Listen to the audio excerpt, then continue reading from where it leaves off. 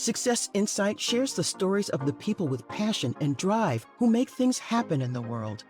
Here's your host, Howard Fox. Hello, everyone, and welcome to the author series on the Success Insight podcast. Our guest today is John Good. John completed a 41-year career in law enforcement, and when he's not babysitting for his wonderful grandson, he is the author of crime novels.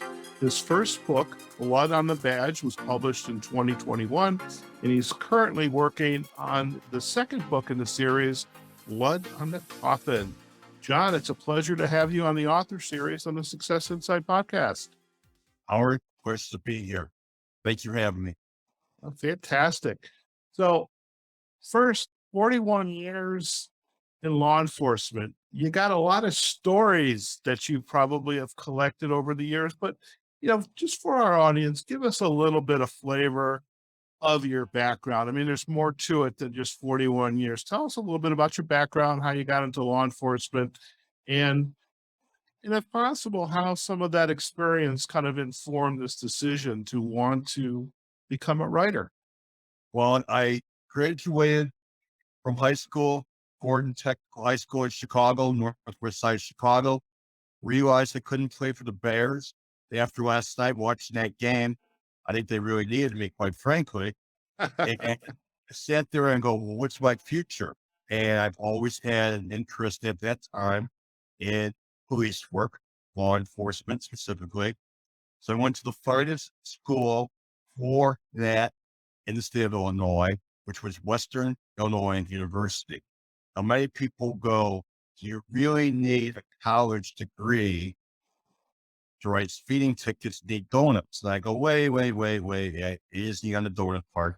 But I do believe that you need a college experience for the interaction with other people, with different groups, personalities, and the maturity part, be all by yourself. So I graduated with that degree. At the time, I saw on our admissions office an application for a police department called Romeoville, Illinois.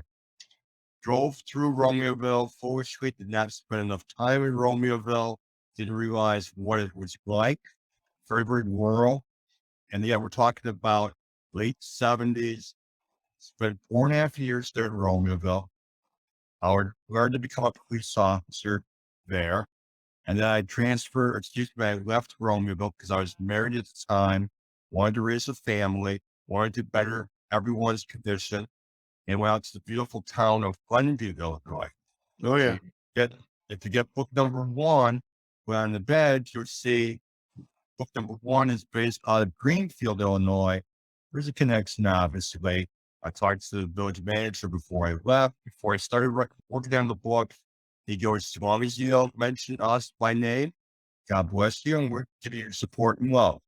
So I spent a lot of time, as you mentioned, 37 years with Glenview, with every unit except for the traffic unit. Not real excited about overweight trucks or writing speeding tickets. And we're back on my master's degree, raised a family, didn't live in Glenview, lived outside of Glenview in a different suburb. And things went very, very, very well. So a lot of people ask me how much of Glenview and Romeoville are in the book. I say about 70% of different stories, situations, anecdotes that I experienced and witnessed. I've been interjected into the book. People have said to me who are not law enforcement background, is this really stuff that happens in real life? And for every time I'd say yes, I get contacted by a fellow police officer from out of state. Hey, I've actually had that happen to me, which wrote in the book. The book is obviously heavily military as well. So I've had some interactions with veterans at book signings who thank me for the authenticity. They're very impressed. That's what took so long, all the research on ammunition, weaponry, things of that. So Okay. again, it's a great book. A lot of compliments, and I'm very, very pleased with it. Excellent. I'd like to circle back just a little bit, unpack a couple of things you shared. You went to Western Illinois University, got your Right. bachelor's degree. Is it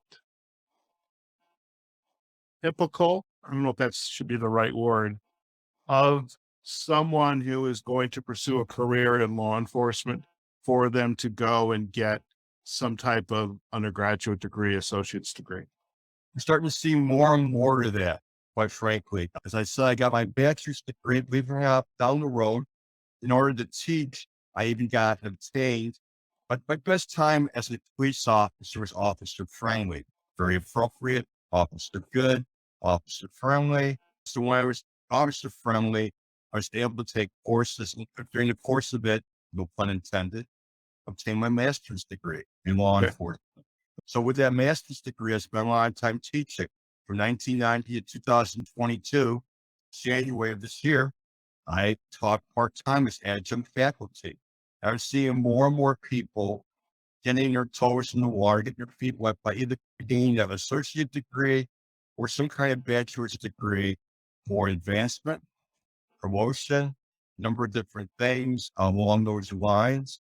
And there's some departments here in Illinois that won't even take you without a minimum of a bachelor's degree. The belief is, again, education, maturity, more knowledge, training, things of that nature. Okay.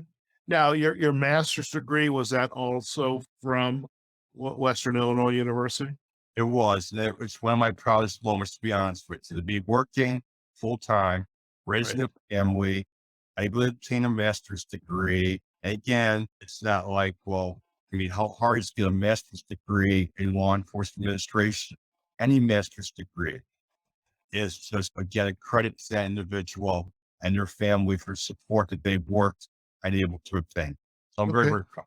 Okay. As right you should be. I mean, having a master's degree myself, I mean, especially when you're working full time, it's no small feat. It takes a lot of time, effort, blood, sweat, and tears, for the sake of some other metaphors. And You're right. congratulations on that. Thank When you. you hung up the badge, was it 41 years, I'm done with this? Or it's you reach a certain age, it's like it's time to retire? What prompts you to want to say, okay, enough is enough? Part of it is Illinois. For your law enforcement, you have to reach the age of 65, mandatory to retire. I think in Chicago, PD at 62. I think Okay. some federal agencies. Just, I wanted to pursue the writing career, Okay. really, really, and comfortable with it, comfortable with the income from the book. Right. Um, but it's just basically, like you said, once you get into your 60s and your health, I've been fortunate in the fact that I am in good health. I had major scare years ago where I went to work, wasn't feeling really great. And I think, like most people, you know your body, you know when something's not right. I make Right. a long story short, I was transported by ambulance, which shocked, of course, the police department. They're taking me out of the ambulance at 7:30 in the morning, went to one of the more premier hospitals, which I won't mention by name. And I knew, like I said, something just was off. I didn't have any energy, wasn't feeling well. And through basically a luck of prayers and faith, I was fortunate to have the right cardiologist do a check on me. And they found 99% blockage in what they call the widowmaker artery. Oh, wow. Which, when they were going to put the two stents in, I turned my head to the left for the doctor's instructions and saw right there that computer monitor. And he goes, all that red right there? I go, yes, that's your blood. There's nowhere to go. We got to do some work in here. And you are one fortunate man. Do you know why we call it the widowmaker artery? I go, no. Because most people, unlike you, decide that it's just heartburn or whatever. And consequently, next thing you know, they wind up dying. He Oh, goes, wow. by all means, he goes, you're a good man for coming in here today. You saved your life. And so by all means, that's why it was time I said, you know what? I think it's time to move on in a few years, find a different career, pursue, and go from there.